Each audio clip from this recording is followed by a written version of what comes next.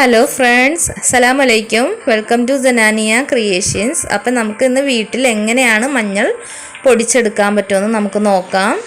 അപ്പം ഞാൻ എൻ്റെ വീട്ടുമുറ്റത്ത് നട്ട മഞ്ഞളാണ് പറിക്കുന്നത്. ഞാനിപ്പോൾ 5 ചോട് മഞ്ഞളാണ് പറിച്ചെടുക്കുന്നത്. ബാക്കിയൊന്നും പാകമായി കിട്ടിയിട്ടില്ല. അപ്പം ഞാനത് പറിച്ചപ്പോൾ പെട്ടെന്ന് വിട്ടു പോന്നായിരുന്നു. മണ്ണൊന്ന് ഹാർഡ് ആയതുകൊണ്ടാണ്. പതുക്കെ ഒന്ന് നമുക്ക് മണ്ണൊന്ന് ഇളക്കിയിട്ട് പറിച്ചെടുക്കാം.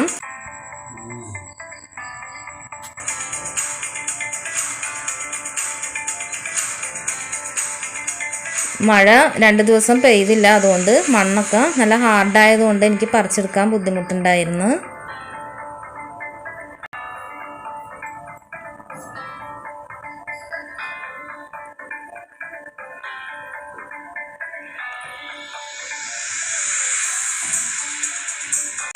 ഒരടി താഴ്ചയിൽ കുഴി താഴ്ത്തിയിട്ട് കുറച്ച് വേപ്പിൻ പിണ്ണാക്കും ചാണകവും കൂടി ചേർത്തിട്ടാണ് ഞാനിത് മഞ്ഞൾ വെച്ച് കൊടുത്തത്.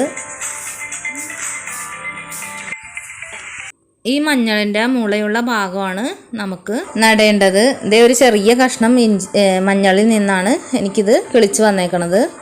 ഞാൻ ദേ ഇത്രയും പറിച്ചെടുത്തിട്ടുള്ളൂ. ഈ നന്നായിട്ട് വൃത്തിയായിട്ട് നല്ലോണം കഴുകുക.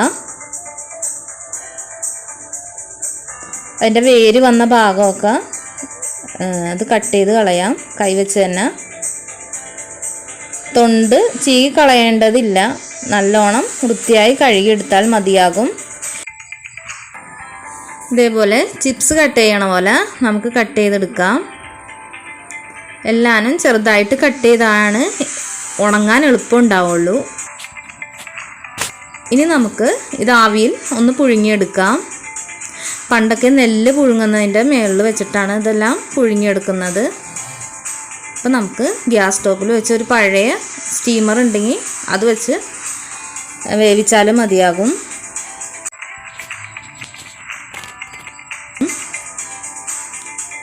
അല്ലെങ്കിൽ ഒരു കലത്തിൽ ഇത്തിരി വെള്ളം ഒഴിച്ചിട്ട് നമുക്ക് ആവിയിൽ വെച്ച് വേവിച്ചെടുത്താൽ മതിയാകും. ഇതിപ്പോൾ ഇതൊന്ന് വെന്ത് വന്നിട്ടുണ്ട്.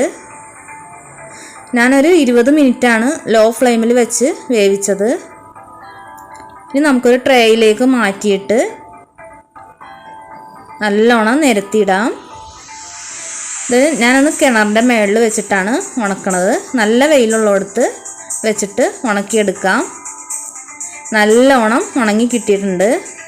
ഇതേപോലെ ഒടിക്കുമ്പോൾ നല്ലോണം പൊടിഞ്ഞ് വന്ന രീതിയിൽ തന്നെ നല്ലോണം ഉണക്കിയെടുത്തിട്ടുണ്ട്. ഇനി ഒരു മിക്സിയുടെ ജാറിലേക്കിട്ട് അത് നമുക്ക് പൊടിച്ചെടുക്കാം. ഇത് ഞാൻ പൊടിച്ചെടുത്തിട്ടുണ്ട്. നല്ലോണം ഒന്ന് അരിച്ചെടുക്കാം.